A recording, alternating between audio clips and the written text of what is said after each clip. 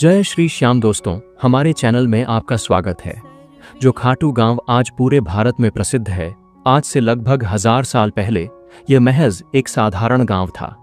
यहाँ के लोग खेतीबाड़ी करते, अपने मवेशी चराते और जिंदगी की सामान्य दिनचर्या में व्यस्त रहते थे। किसी को पता नहीं था कि उनकी धरती के नीचे एक ऐसा रहस्य छिपा है जो पूरी दुनिया की आस्था को हिला देगा। गांव में रहने वाला एक सामान्य किसान किशनलाल था। उसके पास एक सफेद गाय थी जिसका नाम धोलरी था। धोलरी अच्छे दूध के लिए पूरे गांव में प्रसिद्ध थी। किशनलाल हर सुबह उसे चराने के लिए गांव के बाहरी हिस्से में ले जाता था। लेकिन कुछ दिनों से एक अजीब बात हो रही थी।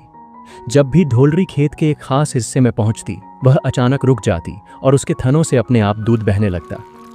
यह केवल उसी जगह होता था, एक छोटे से टीले के पास, जहां सफेद बालू पत्थर बिखरे पड़े थे। पहले तो किशनलाल ने सोचा कि शायद गाय बीमार है। उसने गांव के पशु चिकित्सक को दिखाया, लेकिन धोलरी बिल्कुल स्वस्थ थी। फिर भी वही घटना रोज होती रहती। जब यह बात गांव में फैली तो लोग तरह तरह की बातें करने लगे।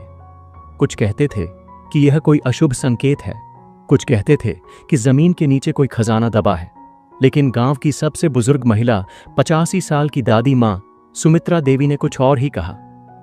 जहां गाय यूं अपने आप दूध देती है, उन्होंने अपनी कांपती आवाज में कहा, वहां भगवान का कोई संकेत होता है।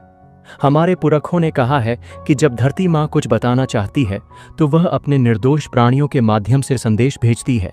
गांव के मुखिया राम सिंह चौहान ने सभी ग्रामीणों की एक सभा बुलाई। लंबी चर्चा के बाद तय हुआ कि उस जगह की खुदाई की जाए। यह निर्णय आसान नहीं था, क्योंकि अगर कुछ गलत हुआ तो पूरे गांव की बदनामी होती। लेकिन दादी मां सुमित्रा देवी के आग्रह पर और धोलरी के लगातार चमत्कार को देखते हुए गांव के युवाओं ने खुदाई शुरू की। पहले दिन केवल मिट्टी और पत्थर निकले। दूसरे दिन भी कुछ खास नहीं मिला। कुछ लोग हतोत्साहित होने लगे और कहने लगे कि यह व्यर्थ का प्रयास है। तीसरे दिन जब सूरज आसमान के मध्य में था, अचानक किशनलाल की कुदाली कुछ कठोर चीज से टकराई। जैसे ही उन्होंने मिट्टी साफ की, वहां काले पत्थर की एक आकृति दिखाई दी। जब पूरी तरह साफ किया गया तो सबके सामने एक अद्भुत दृश्य था।